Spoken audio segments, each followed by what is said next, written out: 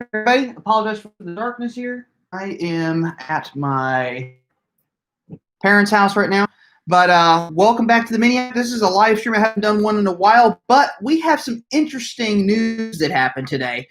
Someone leaked on Reddit the 2022 Mini Cooper hardtop, and it got on Facebook, and it's gone all over the place now. The damage has been done. I got a message on Instagram from someone from corporate asking where I found the photo because the car is 6 months out and wasn't supposed to be revealed yet. So interesting stuff.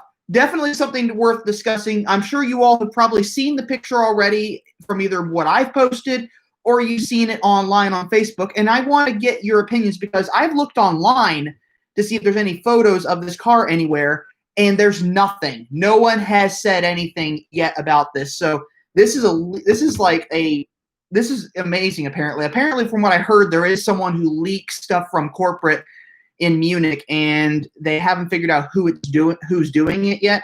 But it's just insane that we now know what the 2022 Mini Cooper hardtop is going to look like. Now, I had planned to just do a video on it, but I figured this is fairly fresh, and I wanted to get it out there as quickly as possible to you guys. So this is a live stream just for this car. So I want to get your opinions on it because what they decided to do based on what the design is and what you saw with the camouflaged minis is that they simplified the look. They made the car look more clean, more streamlined. You notice the vents on the front. They've taken the fog lights and moved them inboard a little bit, kind of within the grille surround, and they've also made the grille more pronounced, or at least the shape of it more pronounced. So it's definitely a more dramatic looking car and definitely something different. If you know, a lot of people complained about the fact that it had a chin originally on the F56 cars. They didn't like that chin thing. So Mini has gotten rid of the chin. They've also gotten rid of a lot of the vents on the car, a lot of the extra vents that weren't necessary. So they got rid of those, and they've made the car simple and more clean.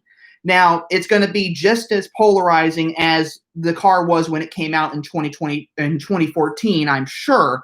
And this is more of a placeholder car for until we get to the fourth generation, which is going to be smaller, more streamlined, more refined, more simplified, and I'm sure everyone's looking forward to that to get back to the roots of the modern Mini.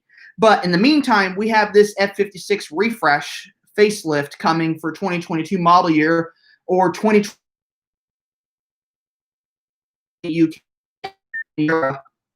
We have weird model years here in the US, but it's going to be interesting. I'm looking forward to seeing it, and I want to hear what you guys think. So I have Michael Flan here says R56S. Yes, I like the R56S. Agree. Project Mini says you're the man. I wouldn't go that far to say that, but I appreciate the compliment.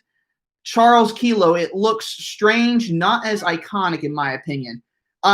It might not be iconic. We don't know yet. We haven't seen anything real good from corporate yet. We haven't seen any photos and video from them yet because obviously they weren't planning this yet. This is just someone snapped the photo apparently on the street. Now, what I did notice, someone commented on one of my posts that it looked like it had flares on it and they weren't sure why. Usually those flares are on the wheel arches are reserved for the JCW. But it looks like to me that this is either the Cooper SE, or this might be what they've been talking about, a Cooper or a Mini Cooper with a hybrid powertrain that they've been discussing. They've apparently have floated the idea of putting a hybrid engine into these cars as a possibility. So we might be seeing this 4-cylinder, 224 horsepower hybrid power plant going into these cars for 2022, which is pretty cool. Definitely a different powertrain, and I think that also means they're going to bump the horsepower up. Now, I noticed that there was a picture of a JCW in camouflage floating around, a blue one, that had the circuit spoke wheels that you find on the JCW Clubman and Countryman, and it had the giant brakes. I think they may be bumping the horsepower up on the JCWs, but I don't know for sure on that yet, and Mini hasn't said anything definite about it. But based on what we saw, it looks like they've cleaned up the lines on the car and they made it a little bit more simplified, a little bit more. It's going to look interesting, I'm sure. It's going to be just as if you've seen the 2021 Countryman, that's gotten very dynamic looking. I think the 2022 hardtop and convertible are going to be just the same. They're going to be just as dynamic and just as really interesting cars. and they're going to look a little bit better. And naturally, not everyone's going to feel that way. They're still going to say the same things they want to say about the F56, but I disagree with a lot of those people, so don't sue me. But I think it's pretty exciting. I'm looking forward to seeing what they have in store. I'm looking forward to seeing what other changes might be in store for these cars. It's going to be pretty interesting. Now, someone mentioned that they wish all-wheel drive were put into these cars. Now, I'm pretty sure that's never I'm pretty sure the all-wheel drive will never happen on the two-door hardtop because they don't think there's a market for it, really. And honestly, I kind of agree. There really isn't a market or necessity for a all-wheel drive all-wheel drive in a little hatchback. But maybe there is. Who knows? And Mini might do that at some point. But in the meantime, they're not doing it. And as Study Buddy says here, hybrid Mini would be awesome.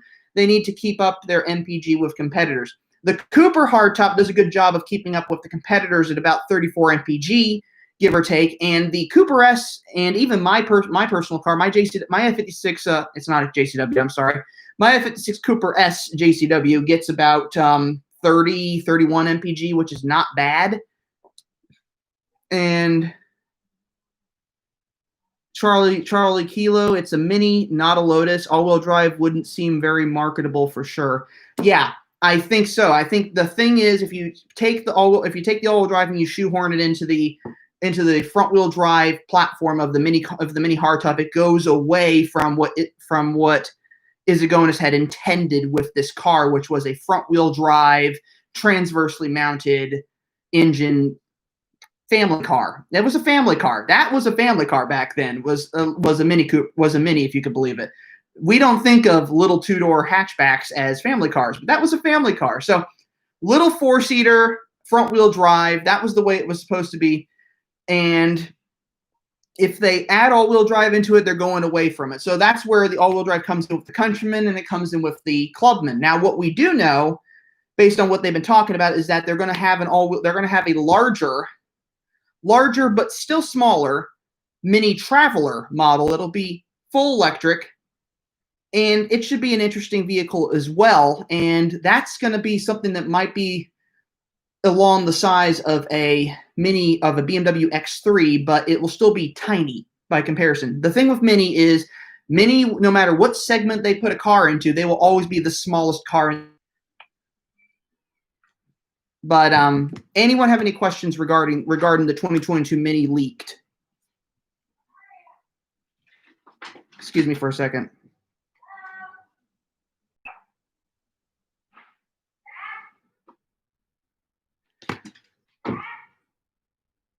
Hold on a second. Live stream, no talking, please. Sorry about that. I'm at my parents' house for the evening, and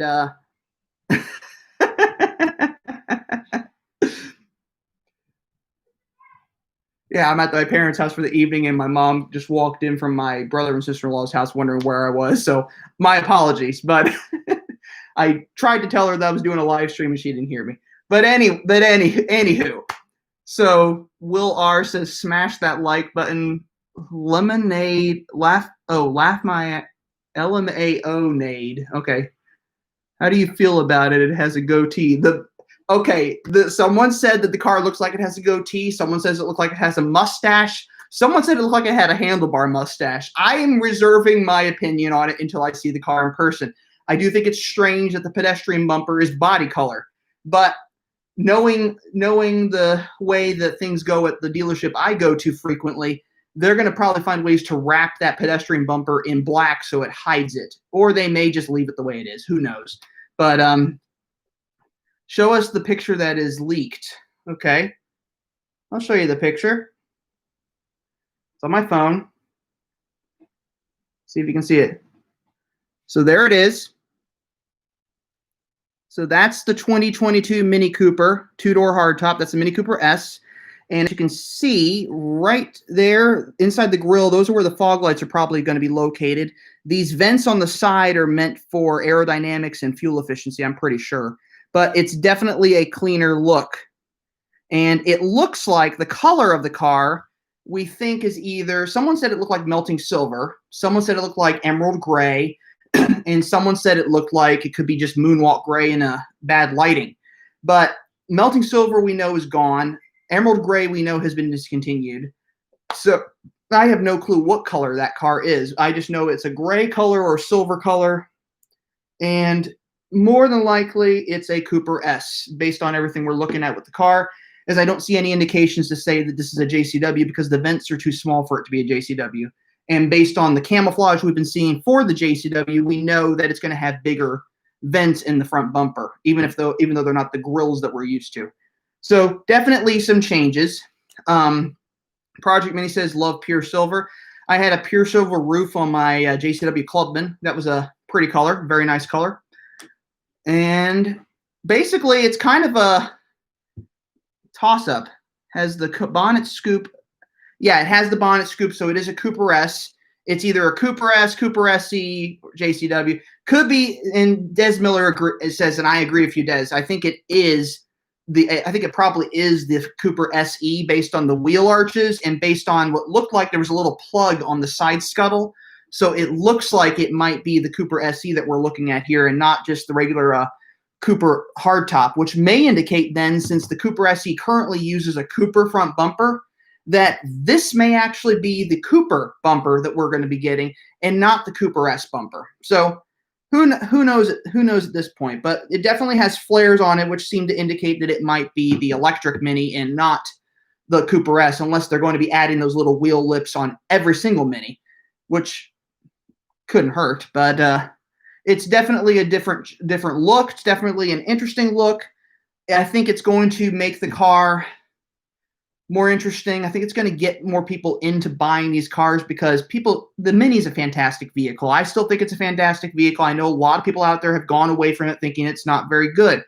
This generation of the Mini has been by far the most reliable.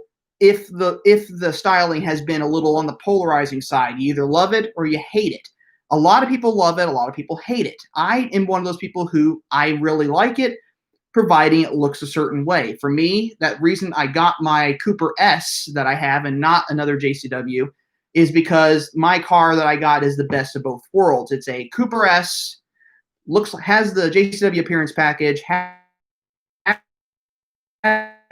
so it's somewhere in between. And that's kind of what I liked about it, is that it wasn't boring. It was not that the Cooper S is boring, but it was somewhere in the middle. And that's the thing with the styling. Now, what I did notice, if you looked at the headlights on this picture when I showed you them, they look like the headlights on the GP. If you notice the GP's headlights, it's kind of a black inside on the headlights. So these may be the same thing with these headlights, which will be pretty impressive.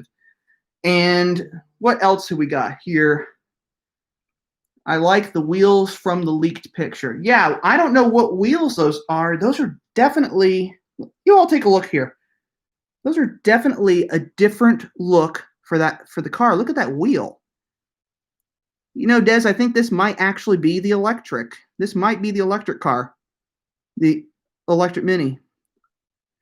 But those are definitely an interesting looking wheel, and I hope it actually makes it to the U.S. market. Now that the car has been revealed, now the car has been leaked, I should say, I imagine that Mini is probably going to have to do some damage control and then probably put out some stuff unveiling the car now. And they probably already had stuff ready to go, and they just weren't going to reveal it right away. So we're seeing it now. We all get to see the car. We all get to have our opinions of the car, just like we did before. And yes, everyone thinks it looks like it has a goatee on it, but we'll see what happens. Mini post of it for those inclined. What do you say, Charlie Kilo? Mini post of it for those inclined.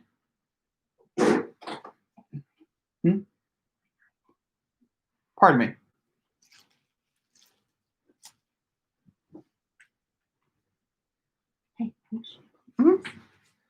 Sorry about that. I'm using my mom's office because that's the best office for me to use. Lighting's better. Anyway, I guess it took out my link. Rip. Charlie, if you want to head over to, he's talking about Reddit. Okay. Reddit Mini for the post for those okay, I get what you're talking about. You can post a link. If you want to post a link on the comment section when the video's over, feel free. If you want to send it to me over on Instagram, more than welcome to go over there and message me and send it there as well. That's probably the easiest place to send me the link so I can go take a look at it, because we've been trying to figure out where it came from, and it's just kind of crazy that it's been leaked. Like I said, one of the product specialists for Mini contacted me and asked me where I got the picture, because he said the car's 6 months out. It's not supposed to be revealed right now. We're not supposed to know what it looks like yet. We can see the camouflaged ones. We're not supposed to see the unveiled car. So someone either goofed or someone just posted it and didn't think anything of it. So either way, we now know what the 2022 Mini Cooper is going to look like. At least we know one of the models that they're going to have. So I mentioned earlier that we're talking about a hybrid powertrain. I heard it's supposed to be a 4-cylinder, 224 horsepower hybrid. Now it's not going to be the same hybrid powertrain that we have in the Countryman. So we're not going to get the electric motor driving the rear wheels and the gas motor driving the front. It's going to be combined into one system at the front of the car. So that's what we're going to be getting. But potentially getting, from what I've heard. I don't know anything on that yet. But I do know that if that's the case, that would mean that we're going to get a bump in horsepower. So I'm projecting here that we may see the horsepower of the Cooper bump to about 150. We may see the Cooper S go up to maybe 200 or higher, maybe 210, 220. And we're probably going to see the regular JCW hardtops go up to maybe 250. So that means that the GP will still be at 301, even though it's a limited run car. The JCW Countryman and JCW Clubman will still be 301. Or if you're in the UK, European market, 306.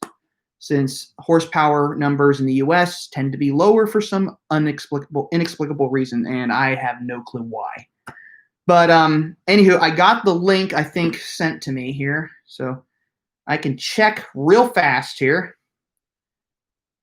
Yep, there's the Reddit. Accept. Okay. So someone posted it on Reddit without camouflage. And okay, so if you want to get some funny comments here, one of the Mini and eyes got peeled back as a result.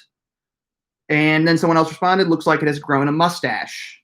They can't figure out the front end, can they? Indeed, personally haven't been in love with any iteration since the R56. Okay, so yeah, looking like a catfish. Yep. I get it. People are looking at it and loving it or hating it. It's kind of the same deal that happened with the F56, and it's the same deal that happened with the R56. People hated the R56. I mean, when it came out, they hated it. I mean, I heard a lot of negative stuff about it, and then people grew to love that car, aside from the people who had mechanical issues. So I guarantee you when we get to the G56 platform, people are going to miss the F56. It's probably going to happen, and we all know it's going to happen. And the G56 platform will probably be the next Mini I buy, unless I happen to have the money at some point to buy a I'm looking at maybe having a second Mini at some point, and I'm thinking maybe it might be time to get another R53, but we'll see what happens there. But anywho, Project Mini loves his N14. I had an N14. You all saw that N14. That was a great little car. I had fun with that for the time that I had it. I kind of sad that I sold it, but the new owner of that car, assuming he still has it, is racing it. Actually, he races it on a track down in Arizona, and he alternates. He has another Mini, and he also has a Porsche 911. So I think he kind of switches between the two. Charlie Kilo, as long as they don't find any reason to get rid of the manuals again. The manuals disappeared again disappeared back last year because it was a emissions issue because they changed stuff with the engine. Now, what you don't know, if any of you have a 2020 JCW hardtop with the automatic or a JCW convertible with the automatic, pull the cover off. It's not a B48 engine, it's a B46. And that was one of the reasons that we had the manual transmission disappear, because they had to recertify everything because they switched the engine. They went to a more fuel efficient B46. So that's why we had the manual transmission disappear. Anyway, Corlett Hannon, will there be a manual transmission offering in the Countryman? Unfortunately, in the U.S. market, no. and I can't tell if that's the case in the European market, but I've been told that the manual transmission is basically gone for the Countryman because of the, quote, take rate, unquote. They said more people were buying automatics than manuals, which is kind of sad. I think I've driven a manual Countryman, and it's actually a lot of fun. So, yeah, unfortunately, no. Good to know. Now I just wish they'd bring back manual Countrymans. If you want a manual, if any of you out there want a manual Countryman, Bear and Mini in Miriam, Kansas, they have one as a service loaner. It is a Cooper S, fairly stock, has halogen headlights, but it's a Cooper S, all four with a manual transmission and a John Cooper Works tuning kit. The color of the car is melting silver with a black roof. They still have it as a service loaner because no one bought it for some reason. So if you want it, contact Barron and buy it. I think they might be willing to sell it. I think it's time for that one to find a happy home. And I would miss it, and I miss it terribly because I think it was a fun service loaner every time I've gotten it. I usually request it when I have the option. But it would be nice to still see manual transmissions with the Countryman and the Clubman. Unfortunately, Mini saw fit not to do that now. So we won't see it, unfortunately. Des says, or come to the UK. Well, there's that option. Anyone want to move to the UK? Then we can get manual transmissions and everything we want, which would be great for me. I would love that. I think that we get I think the US market gets a little bit watered down when it comes to Minis. So, are there Union Jack taillights for the Countryman? Yes, the Union Jack taillight, the Countryman now has Union Jack taillights, and they're pretty nice Union Jack taillights, and you're going to see that in a video.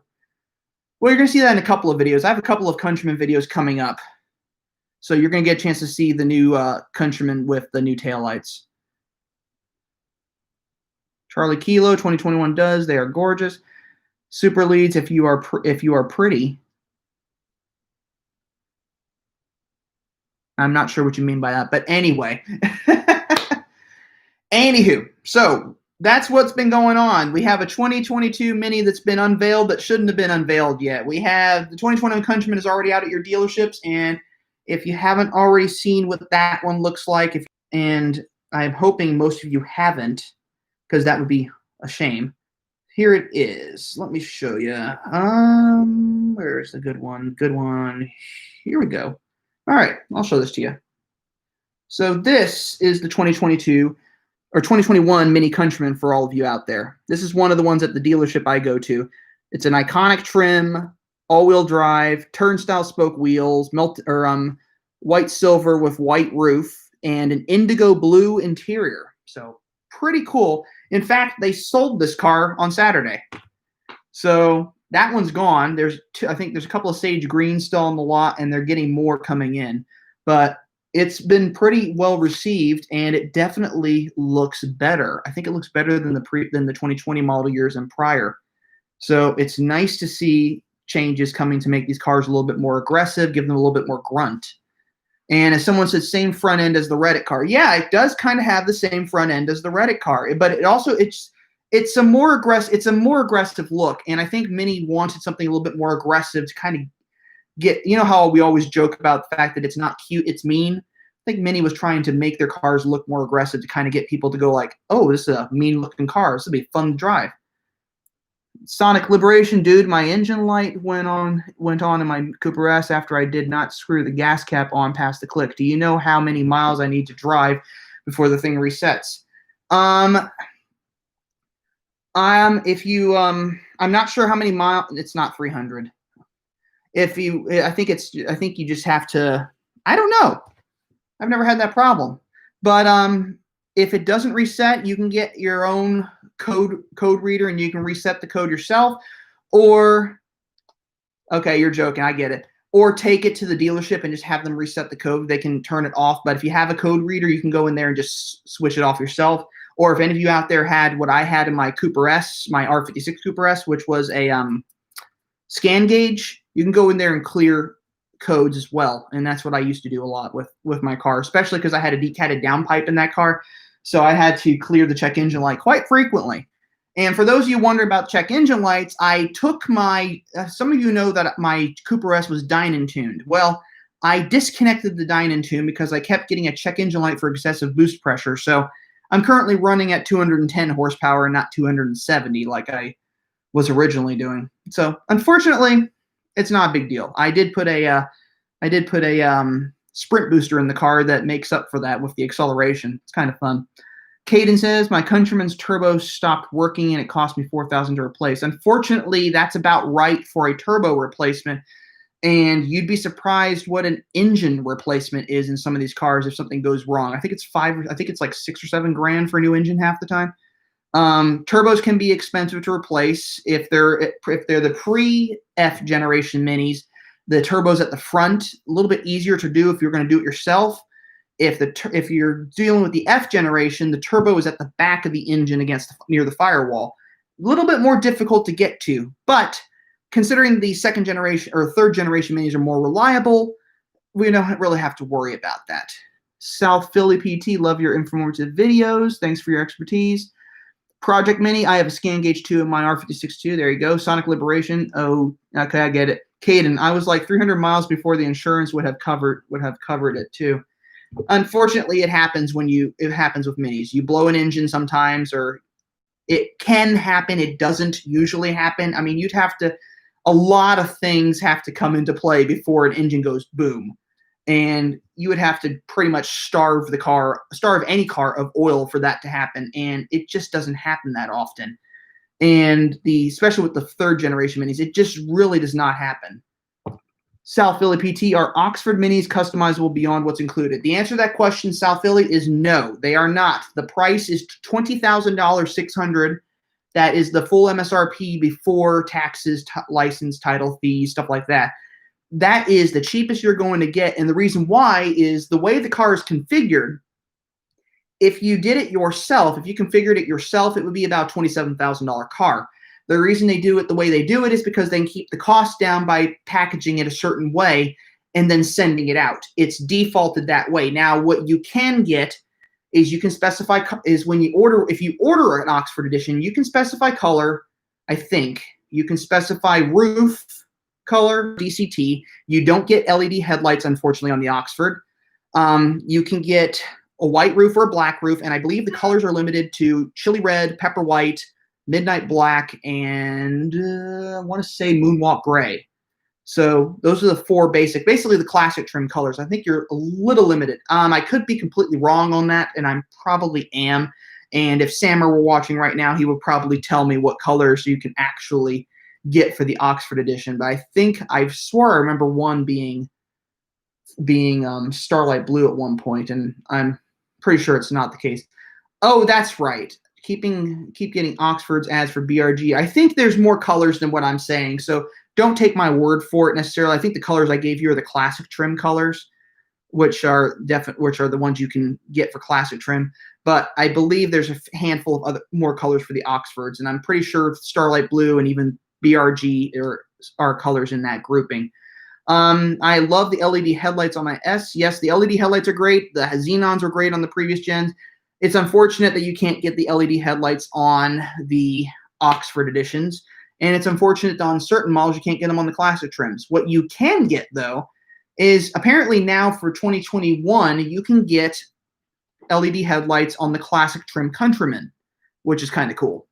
So there's something for you if you want an inexpensive Countryman. Now, if you want a really inexpensive Countryman, there are Oxford Countrymans out there now, which are Cooper models, all-wheel drive, and they're pretty nice looking. So you have options out there if you really want something like that.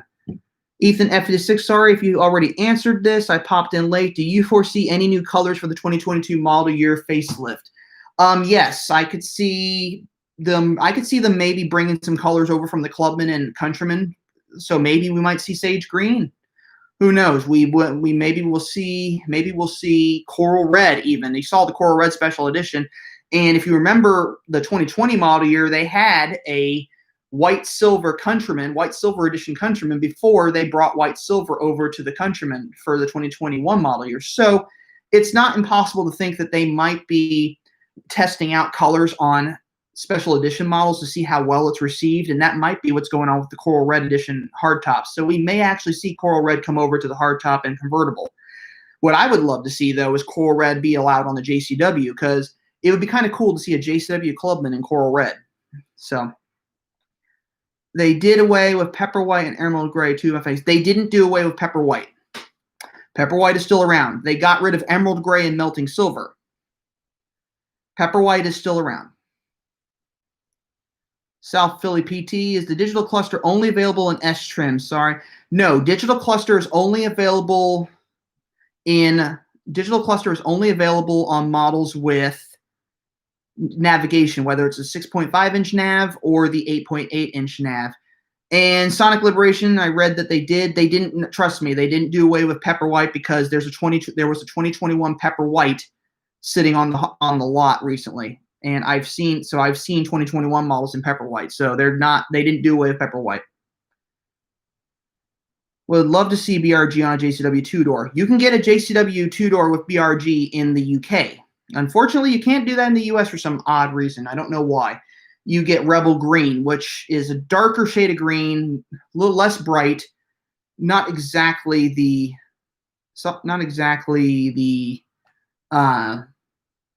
well, anyway. Caden says, sometimes I go to Champ Mini just to take a look. I've been to Champ Mini, great dealership out in Colorado. I drove up to, when we did Mini Takes the States in 2018, I went up to Keystone with the Mini 5280 Club, which was a lot of fun. I had a good time doing that, driving up that road we did over the mountains to go there. That was a interesting experience for me. That was a lot of fun. I had a great time. But yeah, Champ Mini's a good dealership out in Colorado. If you're in Kansas City, you got to go to Barron. That's one of the best ones. I hear that I've actually heard from people around the country who say that they've heard of Barron. So that's something to be said. Thomas Moore would never go back to standard headlights after having LED. The LEDs are vastly superior. I'm inclined to agree with you. That's why I personally wouldn't buy a Mini with halogen headlights. That being said, I've owned one with halogen headlights. I didn't mind it nearly as much as I thought I would. Charlie Kilo, theoretically, is there nothing we can do about getting a BRG JCW? It just seems so silly that Europe gets them. You could have it painted. That being said, I know of one JCW Clubman floating around in Kansas City area that is painted Starlight Blue. You can't get JCW Clubman in Starlight Blue. It was so special ordered, they contacted the factory before it went into the paint booth and had it changed from chili red to Starlight Blue. So not impossible, but very, very tricky to get things done like that. South Philly PT, what about here in the Philly area? Any dealerships you can recommend? Oh, Philly. I don't know enough about Philadelphia or Pennsylvania to recommend a dealership over there, but if you go to Mini USA and check in the dealer listings in there, it'll tell you what's around there. All the Mini dealerships, for the most part, are usually very, very good. You just got to find the one that works for you. Not every single one is right for you. I love Barron Mini just because I like what they do there. I like the people there. The service department's great. The sales department is fantastic. So it's just one of those places I like. Now, there's other Mini dealerships out there that you all might like just as well. Champ Mini in Colorado is a good one. Cincinnati Mini, I know of some people who work there. I'd recommend that if you're in the Cincinnati area. If you're in Omaha, I'd say go to Mini of Omaha. That's a good one up there. But if you're in the Kansas City area, you got to go to Barron. And I'm sure there's other Mini dealerships around. Oh, I know someone on Instagram who works down at Mini of Orlando. So shout out to you if you're watching this. But can't remember anything else off the top of my head. Sorry. Caden says, my Countryman has xenon headlights, and they are so much better than the halogen ones. Okay. Yeah, I saw that video where you pointed it out. That's why I was asking. All right. I have Mini 1 Charlie Kilo because I'd do that so fast. I have a Mini 1 2011, 2012. What you think? Should I change it if it's basic? You have a Mini 1. I don't know much about the Mini 1 because we don't have them in the U.S. market. I know it has a lesser horsepower engine. I think it's like a 90 horsepower engine. If you're going to upgrade from that, I don't see why you just go up to the Cooper, the Mini Cooper hardtop.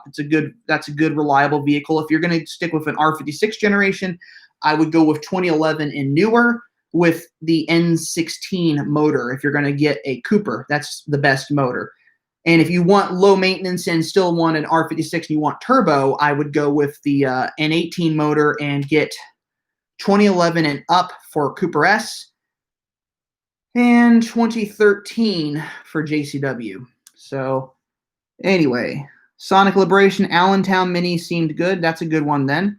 Charlie Kilo, have been dealing with global imports in Atlanta, but I'll be moving to Dallas Fort Worth soon. Hopefully their dealers are well esteemed. What dealer down there? Dallas Fort Worth. I don't remember which dealership is in Dallas. I think it's Plano Mini off the top of my head. So that might be the one you're going to want to check. I think there's a Mini of Austin as well, if that's anywhere close to where you're going to be heading. Anyway, Andrew Betancourt, looking to get a newer Mini this December. Any suggestions for specs? Oh, good one, good one. If you're going to look for a Cooper, or if you're going to look for a new Mini, assuming you can drive a manual, I recommend you get a manual transmission, first of all.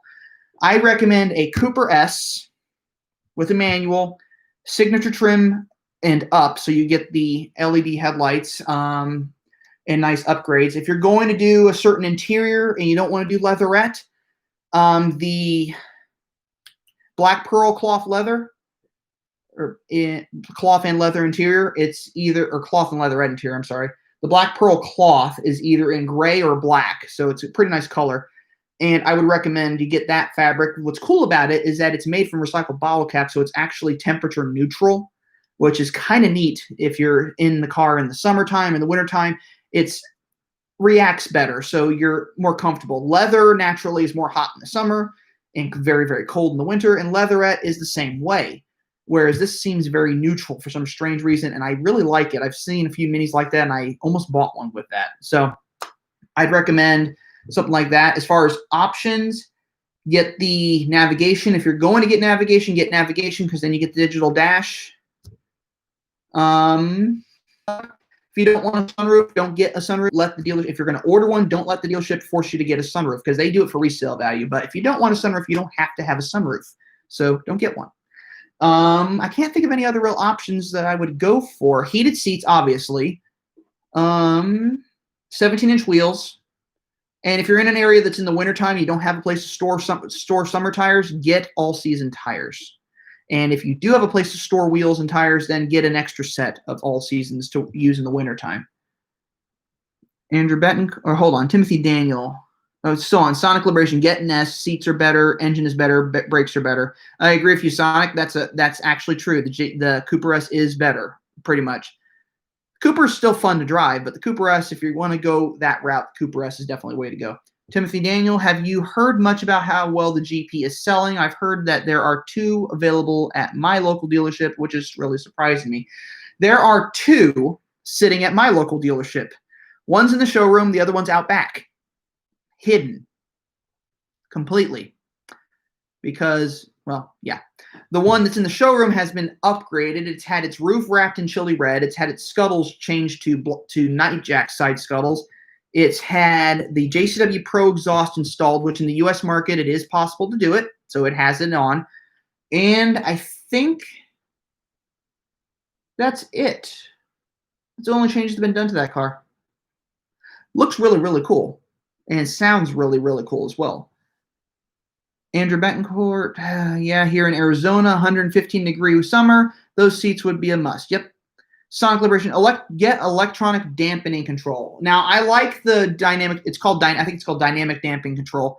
But what I like about it is how it smooths out the ride. What I don't like about it is if you decide you want to lower your car, it basically negates it. Basically, if you lower your vehicle with dynamic damper control, you have to basically turn off the dynamic damper control. It won't work. Now, there are aftermarket suspension systems that work with the dynamic damper control, but not all of them. So choose wisely if you're going to do that. That being said, dynamic damper control is very, very good. I like it. It's very smooth on rough roads, which is nice, and especially rough highways, which if you're around Kansas City is quite frequent. And that's one of the reasons why I got rid of my run flat tires, because driving on the highways in Kansas City is scary.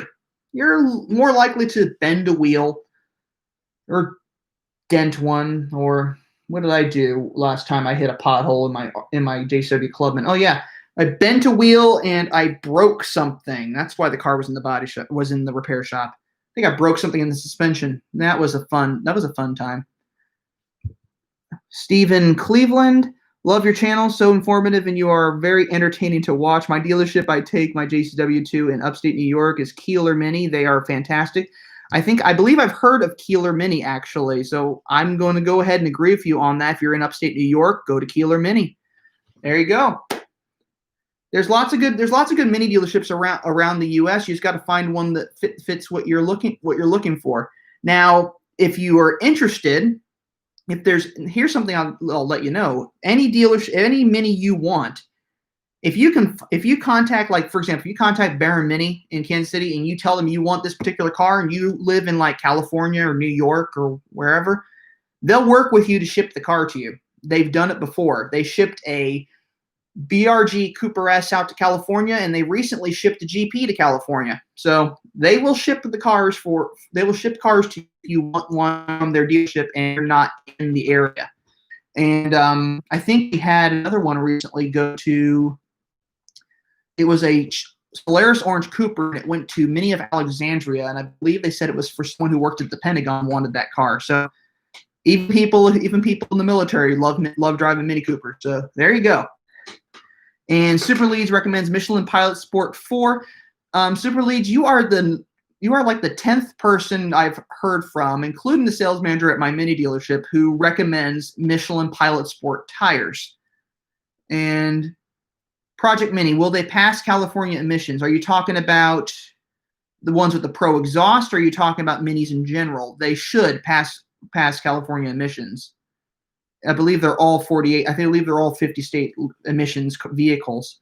Charlie Kilo, so I could theoretically go after that manual Countryman and ship it. Sounds tempting. Yes. If you wanted to get that one, because it was a service loaner, so it'd be a used car, and you wanted to negotiate it to you, and it wouldn't be that difficult, providing you're in the continental U.S. Now, if you're in Hawaii, you're on your own. If you're in Alaska, you're on your own. But if you're in the continental U.S. and you want it shipped to you in Texas or Oklahoma or California or New York, New Jersey, wherever you are, you can have that done. The thing is, that particular vehicle, the manual transmission Countryman I mentioned, is not on the website, but it is there. It is at the dealership because I see it quite frequently. So you just have to contact Baron Mini. And if you're going to contact Baron Mini, you want to contact the phone number 913-671-1337. That is the sales manager for Mini, and he will work with you if you want to buy a Mini from him. Now, if you want to email him, his email address will be in the comment section. So if you want to contact him about a Mini, feel free. His name is Samar Saba. He is a fantastic sales manager. He loves the brand. He loves the cars. He drives one. His Mini was actually, no, I can't say that. Never mind. I've driven so many Minis that I might have actually had his Mini at one point in one of my videos way back when. There's Minis in my videos that have been owned by several people that have been on my channel. Anyway,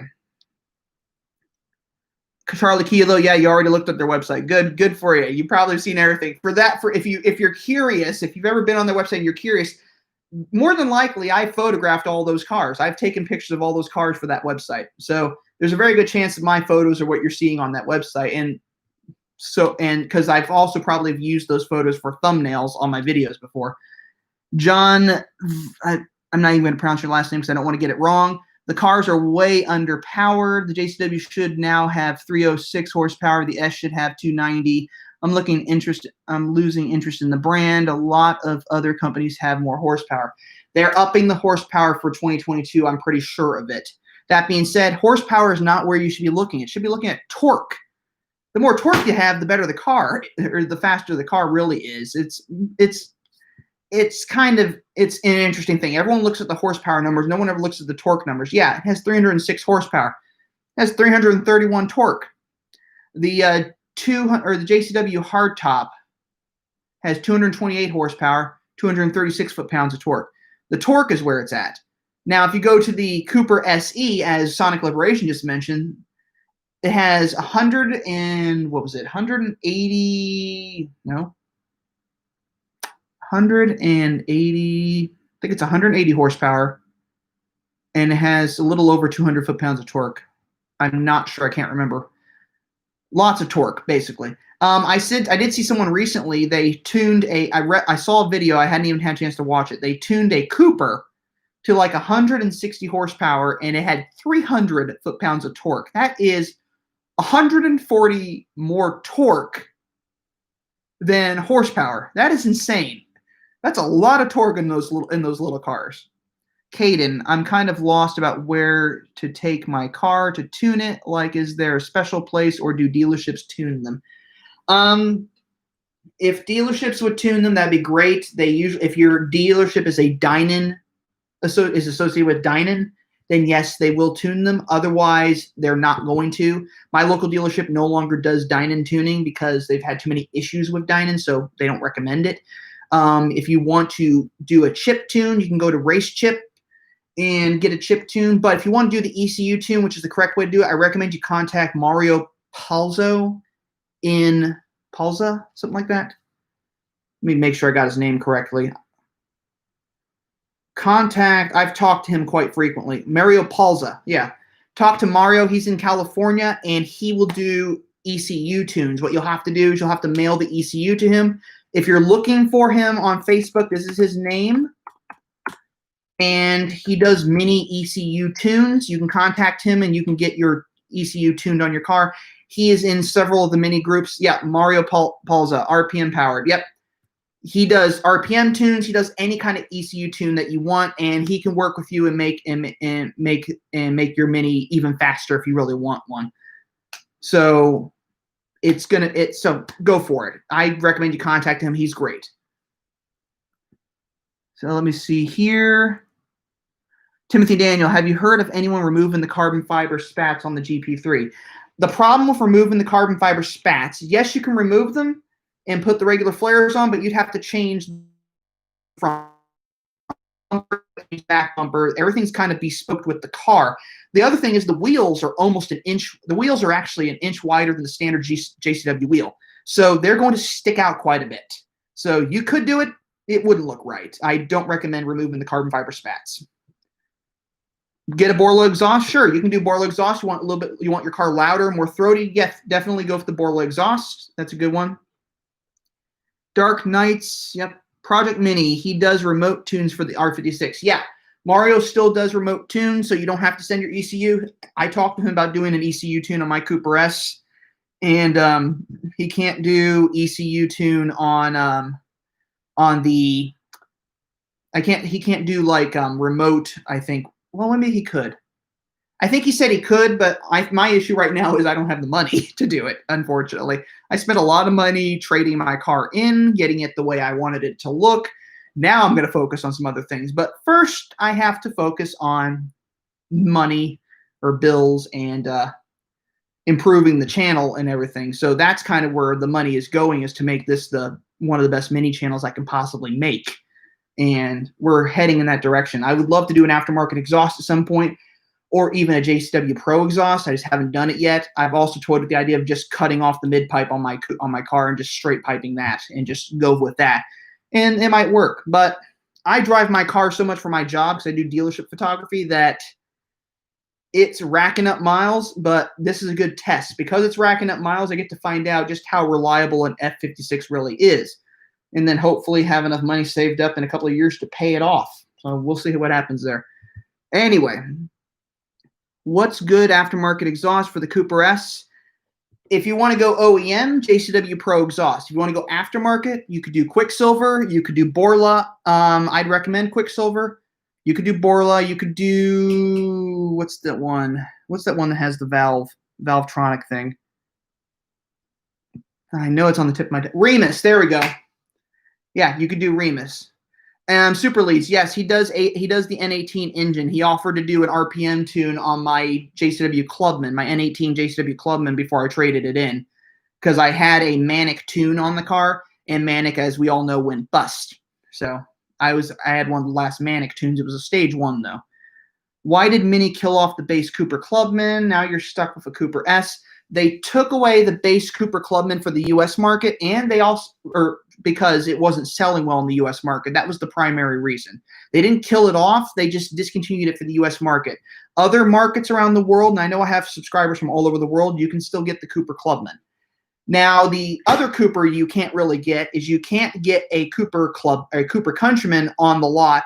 You can't just buy one off the lot. You have to, if you want a Cooper Countryman, you have to order one.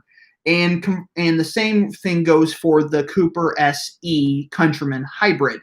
If you want one of those, you have to order one as well. They don't keep them in stock. Now, if you happen to be at Champ Mini, I believe they have 8 out there, and I don't know how they did it. So we'll have to see there. But if you want one, just order one. You can order one. Now, what you do have to remember is the dealerships get allocations for cars. So if you want to order one, they may not be able to do it right away, which means they might do something called dealer trading, where they contact a dealership that has one, and then they get it that way. Okay. Rocco, is it because it doesn't have enough power? The Cooper Clubman has 134 horsepower. The Cooper Countryman has 134 horsepower. They don't really feel that underpowered to me, actually, when I've driven them. I've driven a Cooper Clubman, I've driven a Cooper Countryman, and they did not seem very underpowered. That being said, without the driving modes in the U.S. market, it kind of takes a little bit of the fun out of it. But if you want to drive a Cooper Countryman in the U.S. market, if you want to test drive a Cooper Countryman and there's not one on your dealer's lot to do so, if you think about ordering one, go to the airport, go to Enterprise Rental Car. They have Countrymans as rentals. So if you want to test drive one, just go rent one from them for a day, and then see if you really want the Cooper Countryman. And if you decide you don't want the Cooper Countryman, then go for the Cooper S Countryman. So, or even, yeah. Sonic or Andrew Betancourt, how accurate is the dealership website financing? I can't really vouch for how accurate the website is because they've gotten a lot of their technical information on their cars wrong. I'm thinking it might be accurate. The same financing the website says. So contact your local Mini dealership if you're going to finance your car. Don't necessarily take the Mini USA's website for face value because it could vary depending on the dealership you happen to go to. Sonic Liberation, the F56 convertible is being discontinued too in the States, I think. The F56 F57 convertible, I've heard, is being discontinued completely. Not just in the States, which is unfortunate because I think the F56 is actually one of the best looking. The F57 convertible is actually probably one of the best looking convertibles Mini has made, aside from the R59 Roadster. So it's unfortunate that they've decided to discontinue it, but I think it also has to do with sales, and they don't sell as many convertibles. In fact, the 2 best-selling cars on the local dealership I'm at Barron are the Countryman and the 2-door hardtop, which is not surprising. They don't sell that many 4-doors, they don't sell that many Clubmans, and they don't sell that many convertibles. So there you go.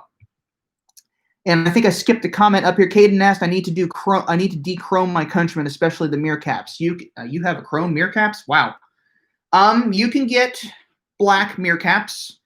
In fact, if you contact me on, there's a chance I might have them. What color is let me know what color, or contact me on Instagram. Let me know what color your Countryman is. I have a bunch of R56 mirror caps sitting around in my house for their power fold mirror caps, and I think I might have 1 or 2 sets of manual fold. But if you want a set of power fold or manual fold, and I might be able to get them, I might be able to work something out with you if you want to contact me.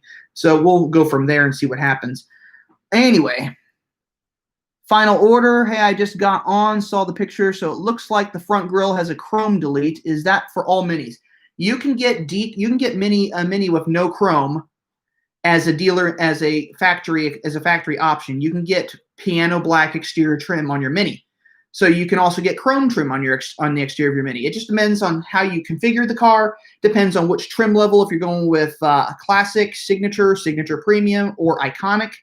I think iconic is ones where you can get pretty much blacked out everything.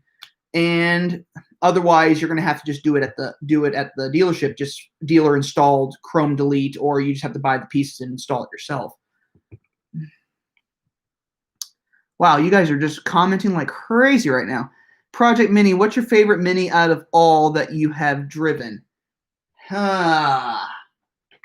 It's kind of a tie between the JCW Clubman, the F54 JCW Clubman with the 301 horsepower, and actually the GP. I know both of them have automatic transmissions, but both of them were incredibly fun to drive just because they felt like little missiles going down the road. So those are my two favorites. It's kind of a tie between those two.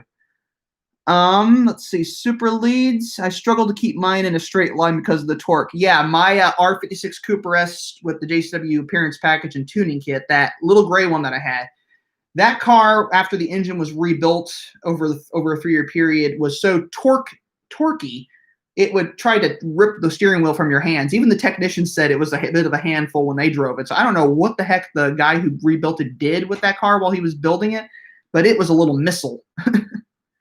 Let's just say it was a North Korean missile. It didn't know where it was going. Rocco L, is all 4 really necessary? Yes, of course it is. Why wouldn't you want all 4? The all 4 Countryman, all 4 Clubman, those are that system is fantastic. It's really, really great. And I recommend getting, if you're going to get a Countryman or Clubman, I recommend the all-4 system. I don't recommend front-wheel drive. You definitely want the all-4. It's just such a good system, and it's great acceleration. It's just really good. It's a really good system. I really like it.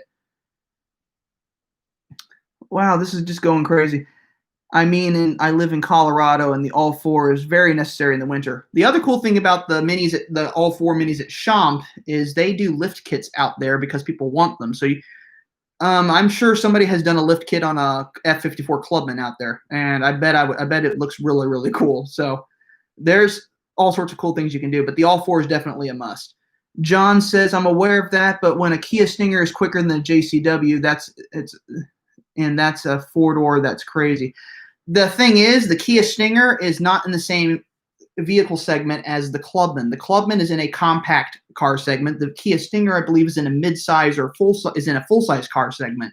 So you're comparing apples to oranges. The Clubman is one of the fastest compact cars, whereas the Kia Stinger is a fast full-size. I think it's a full-size sedan. So it's really hard to compare the two, and I wouldn't compare the two, to be honest. They're just not in the same category. Rocco L, I'm in California, but I go to the mountains every year. Super Leads R56 JCW N18. Yes, Caden, it's pre-owned. I would never choose chrome mirror caps. Okay, there's options for the mirror caps. You can just get new ones, obviously. They're easy to pop off and change. What's your thoughts on the R56 Minis? Unless you're really mechanically inclined or you know the maintenance history on the car, don't necessarily look at an N14 unless it's been really well taken care of, or it's been taken apart and put back together piece by piece. Mine was dismantled completely down to the block, clean. The block was cleaned, the head was cleaned, and it was put back together. I had new parts in there. I had new pistons, piston rings, main rings. There were so many things. I got stuff from like Need for Speed, out motoring, ECS tuning. I went all over the place to get parts for this car, and then this friend of mine put the engine back together and basically rebuilt this car. Brought it over to the dealership, and then I had 2 of the best technicians possible over at Baron Mini fine-tune everything to get it absolutely perfect, and the car was absolutely perfect. If I had had the ability to keep it, I didn't have enough money to keep the car, and it wasn't because of maintenance. It's just because I really didn't have enough money to keep 2 cars. I would have kept that car, honestly. I would have kept it forever. It was just a great car. Let's see here. Timothy Daniel, the belt line will always be chrome. The belt line will always be chrome, but you can do chrome deletes. Outmotoring.com sells a chrome delete. It's just a belt. It's a tape roll that you can do a belt line delete. It's pretty easy to do, so I would do it. Caden L, then I really know I've driven. Okay. Any word on a new Clubman? Brian, I have not heard when they're going to do a new Clubman. They just recently facelifted the Clubman for 2020, so we may not be seeing a new Clubman until 2024. That being said, I've heard that they're probably going to be doing a crossover vehicle as a replacement for the Clubman. That's a possibility, and more than likely that's what's going to happen. But at the moment, we don't know anything new about the Clubman yet, but I'm sure Mini is working on it. Just Debbie, We're picking up our Countryman S Sport at BMW tomorrow. Can't wait. It's not JCW, but it has the JCW bits added. Fantastic. I'm sure you're going to really love that car, Just Debbie. Enjoy it. John says, I own a 2012 R56S Midnight Black, 6-speed, no sunroof. That is a great little car. The no sunroof option is definitely the way to go. Get a slick top. I love that. That's great. I think, and Midnight Black, I had a Midnight Black Mini before. I really liked it. Caden says, yes, they do. They have so many lifted Countrymans on the lot. Yeah. Rocco, I'm waiting for a new paceman in a minivan. I think you're going to be waiting a long time. I don't think they're going to do another paceman, and I don't think they're going to do another minivan, or ever do a minivan. So if you want a paceman, go out and find one. And if you're going to get one, get an all-4 and get a JCW if you can do it. They're very hard to find. Caden says Champ is also selling a Rainbow Countryman. That's pretty cool. I wouldn't mind seeing a picture of that. I bet that's pretty interesting. Granted, it's vinyl, I'm sure. Sonic Liberation. I love the Paceman. Sonic Liberation. I wonder what the new one will be like. Well, since they're not going to do a new Paceman, you don't have to worry about what it's going to be like. My neighbors have 2 JCW Pacemans. That's awesome. And I finally got to the bottom of all the comments on here. That's amazing. You guys have been like all over the place here. This has been fantastic. There's so many comments here. How has your F56 held up? My F56, I bought it in March and it had 42,000 miles on it. I started a new job in March doing dealership photography, inventory photography. My car has over 57,000 miles now.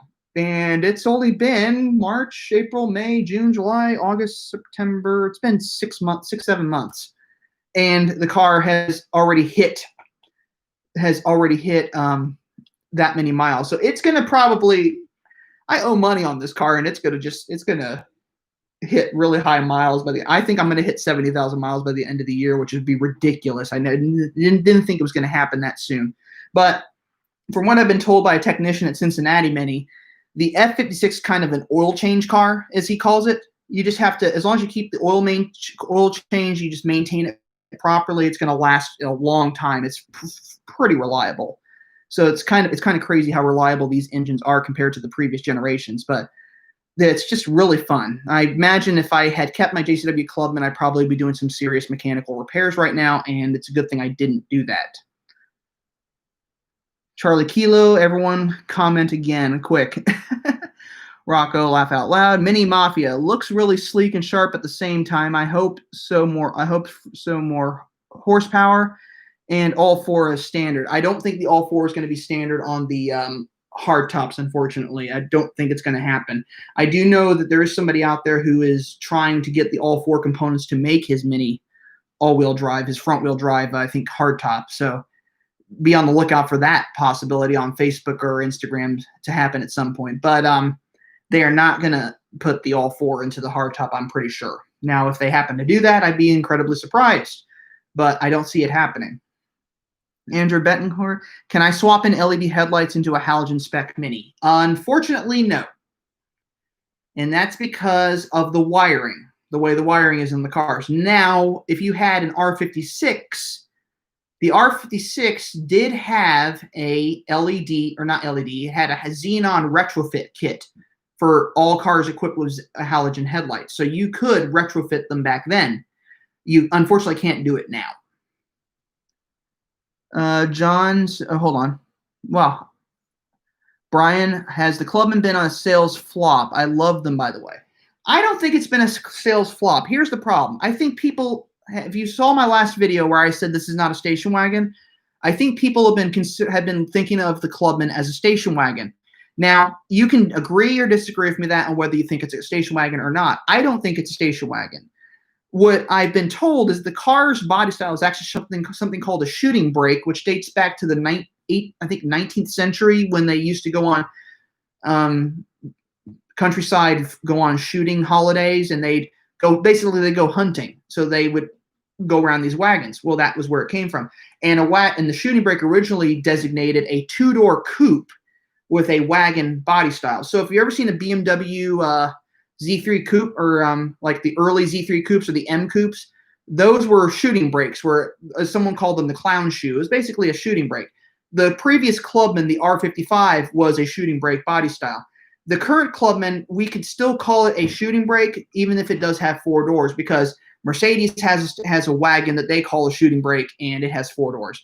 Jaguar has a wagon that they call a shooting brake, and it has 4 doors. So it doesn't really matter how many doors it has. That's the body style. But from my point of view, it's not a wagon, it's a Clubman. That's what it is. It's just a Clubman. That's the way it's always been. It's the way it always should be. So it's kind of just an interesting thing with that car that people don't seem to like it. But I think it's because people are looking at it in the wrong light.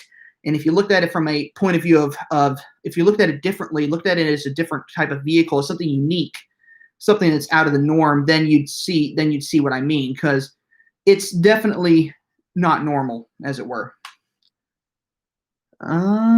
John, Ultimate Mini, R53 body, R56 interior, F56 power plant with supercharger option. Okay.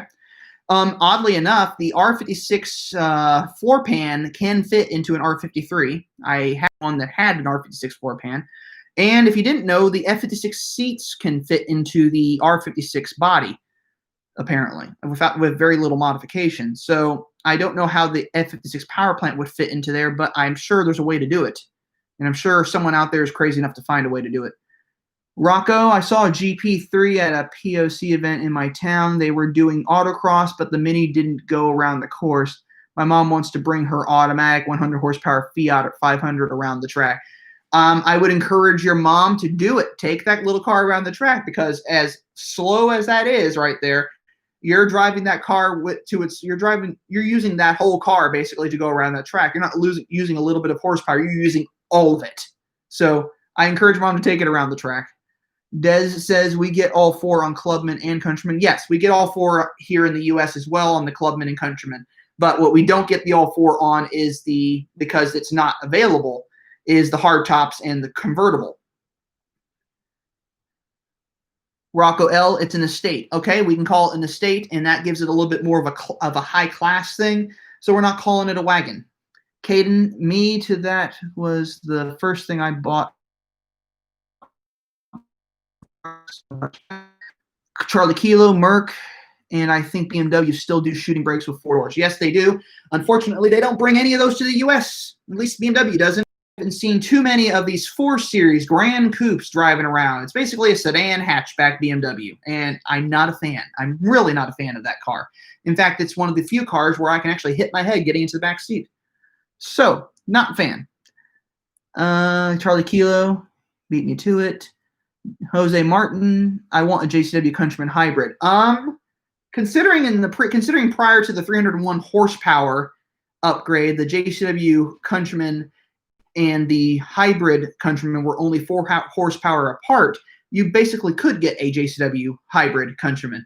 So I don't see it happening for the 300 horsepower. But if you got a previous generation, you could technically, if you got like a 2019 Countryman or 2018 Countryman hybrid, you could get one that looked like a JCW because they had JCW appearance packages back then. Project Mini GP3 power plant and an R56. That would be interesting. I wouldn't mind seeing that. Steve, we're not going to say that. Glad I kept my R53. Okay, well, you're entitled to your opinion. I'll respect that. Sonic Liberation, Fiat 500 are fun. I like the Fiat 124 Spider. I've gotten in a Fiat 124 Spider, and that's as far as I got. It's a small car. I didn't realize how small it was till I got into one. But it's interesting. But if I had to pick a Fiat 124 Spider, I'd rather get the Mazda MX-5. Brian Rocks, your Clubman video was great. Better than a dull Golf. Yeah, that wasn't even planned. I took the car down there, and it just happened to be that there was a Golf, well, a 4-door GTI parked back there. So I was like, no, take advantage of the opportunity. So yeah, it was an interesting video, and it just happened to just fit right in that there happened to be a GTI there. And I'm sure the owner of that car was looking out his window going like, what the heck is this guy for Clubman doing? Andrew Betancourt, I'm looking into the 4-door Cooper S, but finding a solid spec one is hard. Define solid spec. What are you looking specifically for a 4-door Cooper S? Rocco, I wish Mini brought the Cooper SD here. I wish they did as well. Unfortunately, I heard they discontinued the diesel engine for the European, for maybe not the European market. I heard the UK market no longer has the diesel Mini, which would have been nice to see the SD over here. I would have liked to have seen that, but we never got it. Rocco L, finding a cheaper Mini is hard. Unless you're getting the Oxford edition, it is very difficult to find a cheaper Mini. And if you're going brand new, if you're going used, it can be pretty easy, but you got to really be careful. I saw one. Someone said they found one that was like $1,500 R53. I'm like, and it like had to be a good deal. And I looked really close, and it was like, no, you don't want it. And then there was one that I saw recently on one of the Mini Facebook groups where it was $10,000 for 2006, which sounded like a good deal until you look at some of the pictures where there was a close-up and you could see the peeling clear coat on the bonnet, and it started to unravel that $10,000. That car was not worth $10,000, unfortunately, based on just the fact that the clear coat was peeling. It indicated to me there were other issues. Luis says, hi from Mexico. Hi from Kansas. And if we're still having comments popping through here, what about the Mini Superleggera? The Mini Superleggera would have been a cool car. I heard rumors that they were going to make the Superleggera a Triumph, basically, because BMW apparently owns the rights to the Triumph brand name. So I heard that they were going to possibly bring that out that way, but they never did. I've also heard that it was going to come out as an electric roadster. That's never materialized. I think it just ended up being a design concept, a design study that never really took off, unfortunately. Rocco, you should make a video on a Mini with a CVT if it hasn't fell apart yet. When I find a Mini with a CVT that hasn't fallen apart yet, I'll let you know. I'm already looking at doing a video possibly next Saturday of a Mini club van, which is incredibly rare. I happen to know someone in the Kansas City area who has a club van with a manual transmission. So pretty rare car. I'll get a chance to hopefully do a video on that. Sonic Liberation, I think the Fiat 124 looks much better than the MX-5, plus it is more easily tunable with its Turbo 4. Yeah, but the Fiat has those multi-air engines, and those are Chrysler engines, and I photograph a lot of Chrysler cars, and I'm not a fan of some of those engines. So I don't know. Your guess is as mine. If I had more Spider, I'd get the Abarth. I wouldn't go for just any 124 Spider. Rocco, the Superleggera would kill the 124 in the MX-5. I'm inclined to agree. It probably would. Andrew Betancourt, the four doors, and I find in my area have a very basic stuff like halogen headlights and basic interiors. You're probably finding four-door Oxford editions. If you want something with a little bit more uniqueness, my local dealership is getting in 2 Coral Red Edition four-door Cooper S hardtops with the LED headlights, the leatherette interiors. I think they're both automatic, or one of them might be manual. I'm not exactly sure, but pretty nice little vehicles. I know that my local dealership has sold on numerous occasions some iconic trim four-door hardtops, which have been pretty interesting. Really nicely spec'd out, JCW appearance packages, leather interiors, the works. They went all out on those cars. But you just have to kind of look around and see where they are, and you'll find one. And if you want to find one, I'm sure you probably want to find one locally. But if that's not an option, look at another dealership, or if your dealership is willing to do dealer trading with another dealership, ask them. Tell them you found this car at another dealership and you want that car, and see if they'll work with you. If they're not willing to work with you, find a dealership that will. Sonic Liberation, the engine in the 124 was first found in Alpha. Okay, I'll give you that. John, you're doing an awesome job with your channel. I appreciate that. I appreciate the compliment, John. This has not been an easy channel to build. And with a pandemic going on this year, I did not think it was even going to come close to where it is right now. And I hit 4,000 subscribers back in December. So I'm coming close to what now? I'm like almost to 7,800, I think, if I'm not mistaken. I'm going to be like at 8,000 by the end of this month if I keep this up. And that's just insane. The way things are going, I might hit 10,000 by the end of the year, which would be fantastic. But it's because of my subscribers and viewers that this channel even exists and has even gained any traction that it has. And I also have to thank the Mini dealership for letting me use their vehicles in this channel, whether it's driving them for a video or just showing them for a video. What's kind of cool is sometimes the cars sell like right after I use them in a video. So the owner sometimes gets to find out their car was featured on a YouTube video, which some are really excited about that. Others don't really want to know about it. Andrew Battencourt, yes, solid channel. The only thing I watch when it comes to mini stuff. There's a lot of other good mini content out there, but I think I'm one of the few who tries to do this channel from a vlogging standpoint, as it were. I tried doing something more streamlined, standard, like staged and scripted, and I find that the scripting doesn't always work for me. I think just filming it as it's happening and then editing later works better for me. That being said, you're going to be seeing a couple of voiceover videos coming up. One voiceover video coming up for the hybrid Countryman, and you're going to be seeing 2 videos that are very short coming up where it's just a walk around staged shots that I filmed of the new Countryman and the Coral Red Edition hardtop coming up later this month. It's going to kind of just bleed into October, so the videos are going to be coming out slowly, but I think the once a week format works for me. And occasional live streams like this one seems to be working as well. So you're going to be seeing more content. You're going to be seeing more videos, and you're going to be seeing more minis.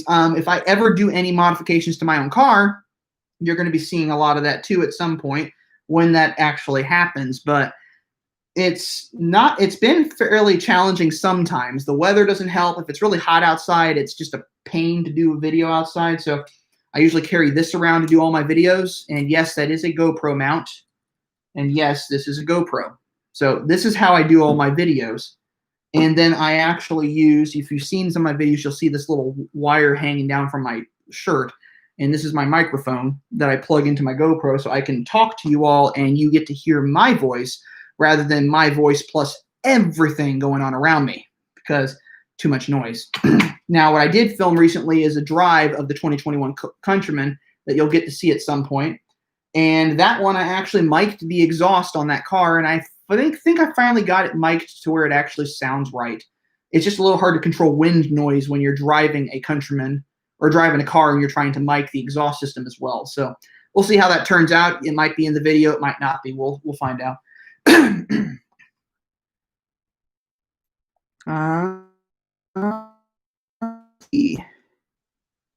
Project Mini, do you think there will ever be an electric JCW, or better yet, a GP? Mini has hinted at the possibility of an electric GP or an electric JCW at some point, but I don't think it's going to happen anytime soon. At least I hope it's not going to happen anytime soon. So we might see a hybrid JCW at some point, possibly, and possibly the fourth generation GP will probably be a hybrid, maybe will be a hybrid of some sort. That's a possibility. It's also a possibility it might be electric. We don't know for sure, but I'm sure it'll be good and a great car. I'm sure it'll be a great car regardless. Sonic Liberation Mini is on the upswing, I think. Peeps may be getting sick of monster trucks. Here's an interesting story for you about Mini. Now, you might have heard that Mini was planning to lay off 400 employees at their plant at their Oxford plants. And what happened was, apparently there was an upsurge in demand for the Mini brand, and it happened so suddenly that Mini canceled or at least postponed their plans for the layoff, and have brought those employees back to ramp up production. So I think what's happening is people are realizing that small cars in this uncertain time that we're in, small cars are better. I think they're starting to find that, and I think Mini is going to be on an upswing trend again, and you're going to see more cars sell, you're going to see more Minis sell, and you're going to see Mini keep thriving. Mini has been on the upswing and the downswing, and they're doing fine. They're hanging in there, and they're continuing to sell cars, and people are continuing to buy them because they still love the fact that they love a Mini. They love driving them. They're still great cars to drive. And yes, there are other cars out there that can compete with them that might offer just as much horsepower, just as much refinement. But there's something about driving a Mini that's just more fun, and something you don't necessarily get with any other brand. Like I drove a Hyundai Veloster N recently, just around a parking lot, and it was kind of fun. It was an interesting vehicle. It just lacked something to me. It lacked some of the character, I guess, of the Mini. There was something about it. It lacked, I think, emotion, as it were. there's something about the Mini when you get a Mini Cooper, you get in your Mini, it feels like it's like part of the family almost. It doesn't feel like an appliance. It doesn't feel like something you just go from point A to point B in. It feels like something that is part of you, as it were. And if you're driving a manual transmission, it really is kind of part of you. You really are having full control over that car. But there's just something about driving a Mini that's better than driving another brand. Okay, let's see here. Rocco, my mom's 500 is rock solid. It has the 1.4 fire engine, which are very strong, but Fiat's multi-air will remove its reliability. We're unfortunately stuck with the multi-air design in the US. Rocco, is Mini a better value than BMW? As long as you don't buy the 320i, you're in good shape with BMW. But everyone buys BMW. Everyone wants to buy BMWs because BMW is considered the high class thing. It's like someone could buy the cheapest BMW out there and then feel like that they are the king of the world because they bought a BMW. Now the problem is those cheaper BMWs are cheap for a reason. They're trying to sell these lower horsepower, inexpensive vehicles to boost their fuel economy numbers and boost their sales. The problem is then those cars end up becoming used cars, and I've seen a 320i sell with low miles. It was only a couple of years old, sell for like 15 grand. So, and it was like 35, 40 grand when it was new. So that says something. So if you're going to buy a Mini, you got to pick the right model year, for one. And if you're getting an F generation Mini, they tend to hold their value very well. In fact, my Mini, if I had bought it as a CPO, would have been almost a $24,000 car, and it was already 3 years old, which is pretty decent for 42,000 miles. If it had lower mileage, it would have been more expensive. But I think Minis tend to hold their value a little bit better than BMW because BMWs are all over the place, and Minis are not. Andrew, frequency and upload is why this channel wins for me. Okay. Rocco, this channel is just great at everything. Why don't you ever take these cars to Redline? The reason I can't take them to Redline is because they are brand new cars, and is not recommended you take them past, I think, 5,000 RPM until they've been broken in. So that's why you do not see a lot of redlining or flat out whatever I could do with these cars, because they're brand new cars. They're not broken in. So I can't take them beyond what I would love to do. Now, if someone wants to bring me one of their cars and let me do that stuff, fine, I'll do that. But that's because these cars do not belong to me. They belong to the dealership. I can't do that. I can't do that with their vehicles because they're not broken in yet. Rocco, an all-electric JCW is sacrilege. I agree with you. Thomas Moore, I'm currently Mini-less at the moment, and I'm living vicariously through you. Laugh out loud. I will hopefully own a Mini again soon. Love your channel. Thanks for the content. I hope you own a Mini again soon. If you're looking for used ones, there's plenty out there. Definitely look for another Mini at some point if you can. Sonic Liberation, Mini continues to improve their cars even when sales are not great. My 2020 F56 is a very refined car. Yes, even when the sales are down, Mini continues to thrive and still build fantastic vehicles, still make great refinement. They're refined, they're fitted out well, they're optioned well. If you go to the right dealer, they're optioned really well. They're just great. They're great cars, and even with sales being low, they're still going. They're still going along. You have not seen Mini disappear from the U.S. market, and you're not going to. So they're still there. They're still good, and I'm going to keep buying them until I can't, basically. Let me see. Carolette. Me too, Thomas. Was hoping to own a manual Countryman that one day. If you want to own a manual Countryman, you just got to find a used one. There are plenty of used manual Countrymans out there. You just got to find a used one, unfortunately. Project Mini. I heard another YouTuber and his video with your tagline. Someone used my tagline? Well, life's too short to drive a boring car could be used for anybody. But I'm the only one who says so drive a Mini, I'm sure.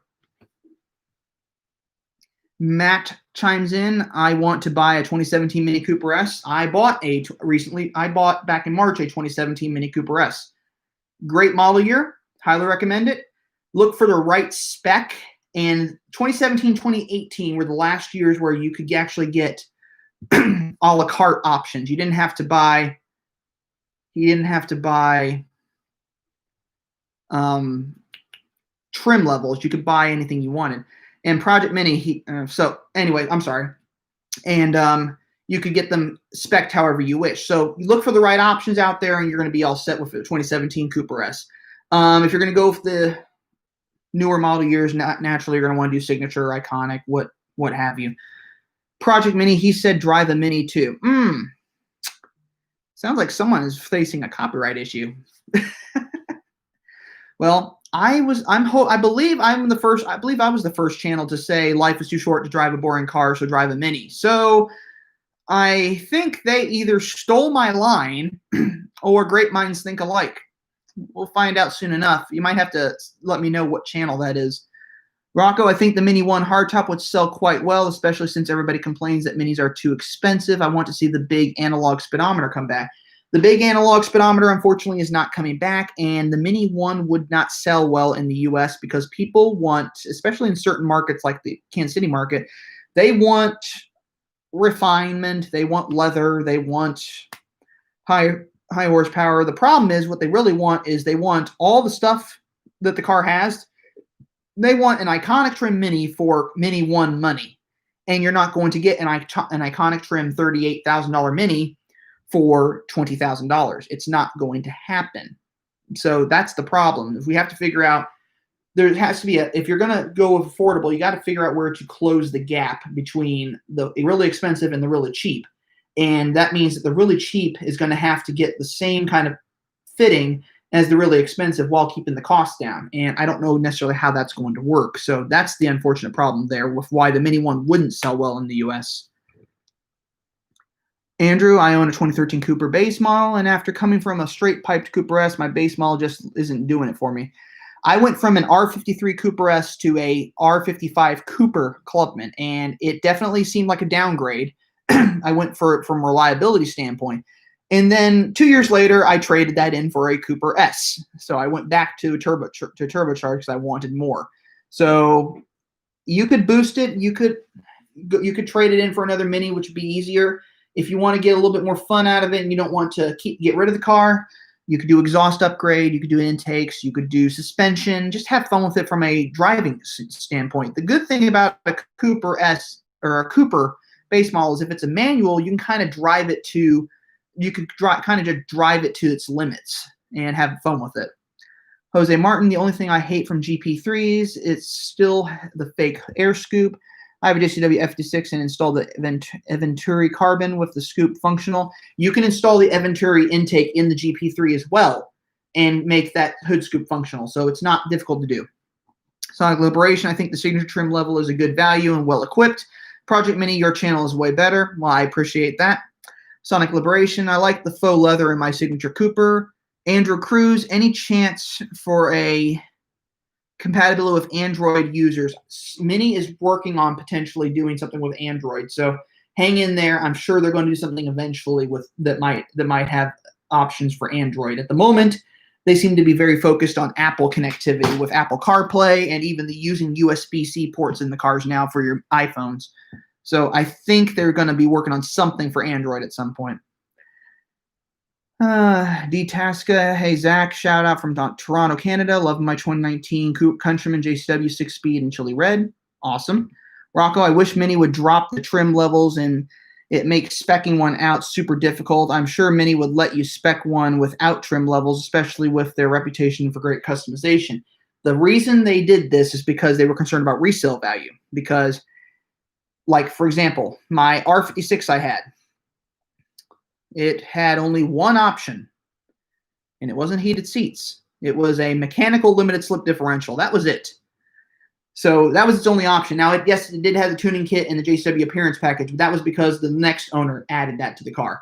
But it only had one option. Now, that car with just the mechanical LSD would not sell well because it doesn't have all the stuff. It doesn't have the heated seats, the leather, the xenon headlights, the sunroof. Unfortunately, that's what happened is Mini didn't like the fact those cars were not selling well. So they did this whole trim level thing, which for some it works, for others it doesn't. Andrew, after 3 months of ownership, I'm bored with this thing. That's why I'm looking to get an F56 soon and slap a valved exhaust on it. Get an F56 Cooper S, put the JCW Pro exhaust on it, and you should be all set. That sounds like the way to go then if you're gonna upgrade. And you can get them fairly cheap out there if you know where to look. 2015 Cooper S's, I think, go for about 14, 15 grand now.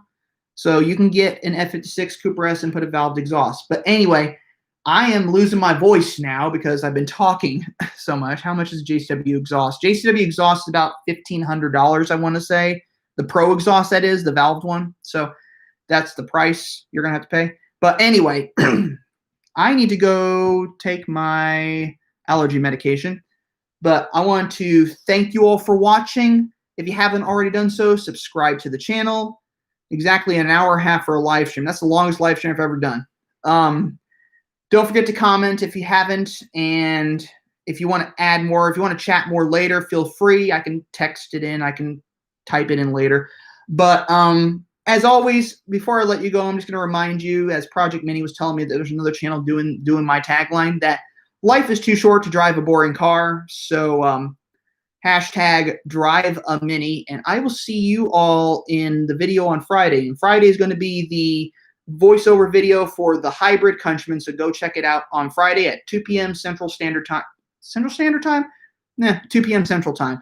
But stay safe out there. Stay healthy. Stay out of the fires and the ice and the snow that we've been having and the tornadoes and the hurricanes. And I'll see you all later.